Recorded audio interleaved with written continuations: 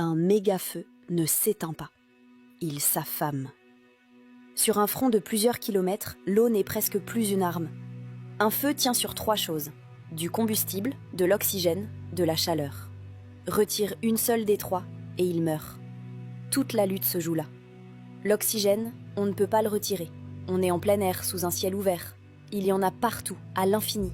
Cette branche est perdue d'avance. La chaleur, l'eau sait la voler. En s'évaporant, elle absorbe une énergie énorme et refroidit le combustible. Sur un feu de maison, ça suffit.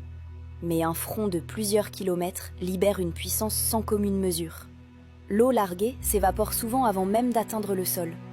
Elle ne perd pas le combat, elle n'y participe presque pas. Et voici ce qui change tout. Le bois ne brûle pas. La chaleur le décompose et en extrait des gaz inflammables. Ce sont ces gaz qui brûlent. Les flammes que tu regardes ne touchent jamais le bois. Elles flottent juste au-dessus, alimentées par ce qui l'expulse.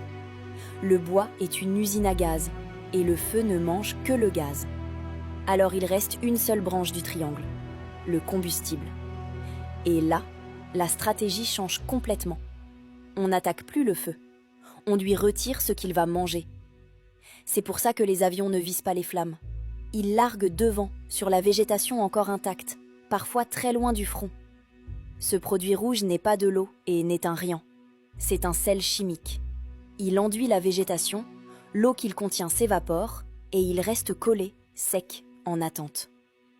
Quand le feu arrive, il réagit avec la cellulose du bois. Au lieu de libérer du gaz inflammable, le bois se transforme en charbon. Il ne nourrit plus rien. Et sa couleur rouge n'a aucun rôle chimique.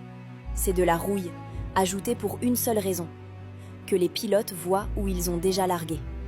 Le jaune, le blanc, le bleu disparaissaient dans le paysage. Alors on ne combat pas vraiment un méga-feu. On dessine autour de lui une frontière de matière qui ne peut plus brûler. Et on attend qu'il n'ait plus rien à manger. Pendant ce temps, des milliers de pompiers tiennent cette ligne, mètre par mètre.